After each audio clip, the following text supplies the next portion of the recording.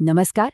आज हम बात करने वाले हैं कुछ ऐसे आर्किटेक्ट्स की जो जमीन के नीचे से लेकर आसमान तक हमारी दुनिया को चुपचाप लेकिन बहुत ही खूबसूरती से बना रहे हैं। ये कोई इंसान नहीं, ये है वो जानवर जो सचमुच हमारे पैरों के नीचे की दुनिया को इंजीनियर करते हैं। तो चलिए इसी सवाल से शुरू करते हैं।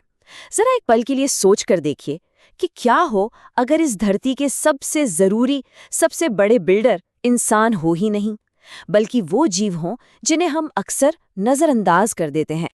देखिए, ये जीव सिर्फ हमारे इकोसिस्टम में रहते नहीं हैं, ये तो उसे बनाते हैं। असल में ये उसके निर्माता हैं। खुद सोचिए, अगर केंचुए ना होते तो हमारी मिट्टी कैसी होती? एकदम सख्त, बंजर, है ना? यही जानवर हैं जो मिट्टी, पौधों और हमारे बीच की सबसे मजबूत कड़ी को जोड़कर रखते हैं।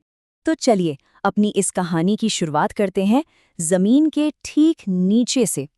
यहाँ पर हम मिलने वाले हैं प्रकृति के सबसे मेहनती लेकिन शायद सबसे गुमनाम इंजीनियरों से, केंचुओं और दीमकों से।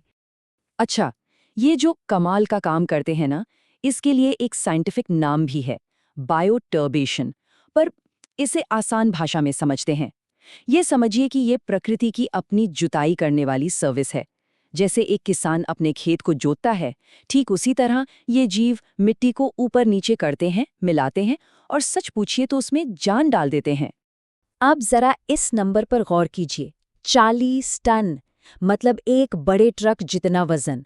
और इतना काम सिर्फ 1 हेक्टेयर जमीन पर, वो भी 1 साल के अंदर हो जाता है ना कमाल की बात?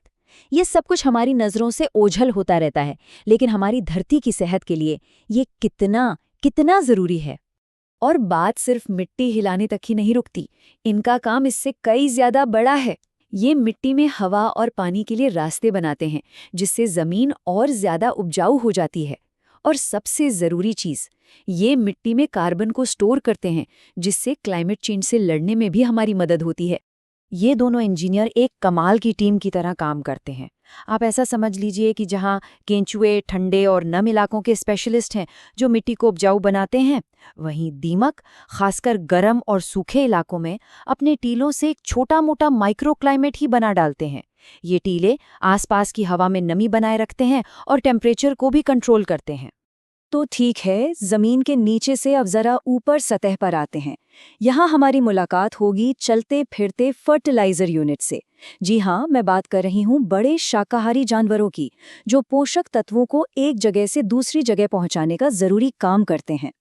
ये पूरा एक साइकिल है। जब ये जानवर पौधे खाते हैं तो नाइट्रोजन और फास्फोरस जैसे जरूरी न्यूट्रिएंट्स उनके अंदर चले जाते हैं। फिर अपने गोबर और यूरिन के जरिए ये उन्हीं पोषक तत्वों को वापस मिट्टी में मिला देते हैं। ये एक तरह से पौधों के लिए प्राकृतिक खाद का काम करता है। और बस जीवन का ये चक्र ऐसे ही चलता रहता है। और रुकिए, इस कहानी में एक और छोटा पर बहुत ही दमदार हीरो है, गोबर बीटल। ये नन्हा सा इंजीनियर गोबर को बड़ी तेजी से मिट्टी के अंदर दफना देता है। इससे होता यह है कि हानिकारक मीथेन गैस का निकलना 40% तक कम हो जाता है। सोचिए, एक इतना छोटा सा जीव और पर्यावरण पर इतना बड़ा पॉजिटिव असर। ये जानवर सिर्फ खाद ही नहीं फैलाते, ये तो नए जंगल उगाने में भी मदद करते हैं। इस प्रोसेस का एक फैंसी नाम है एंडोजूकरी। मतलब जब कोई जानवर कोई फल खाता है तो बीज उसके पेट से होकर कहीं दूर जाकर बाहर निकल जाता है और वहीं पर एक नया पौधा उगने का मौका मिल जाता है। बहुत सारे जंगली फल और बेर इसी तरीके से फैलते हैं।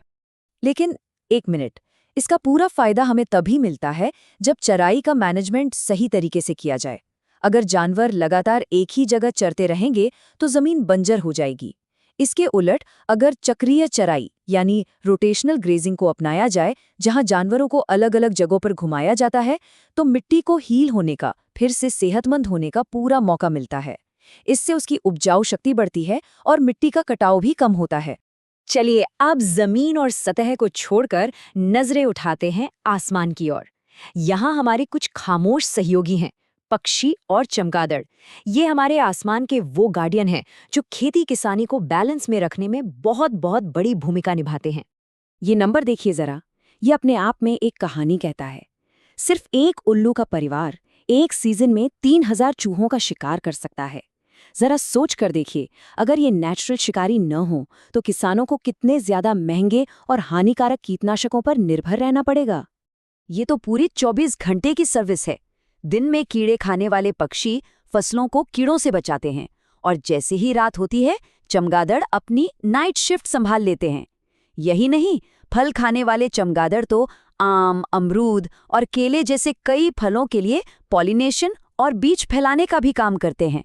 इससे सीधे सीधे हमारी फूड सिक्योरिटी मजबूत होती है।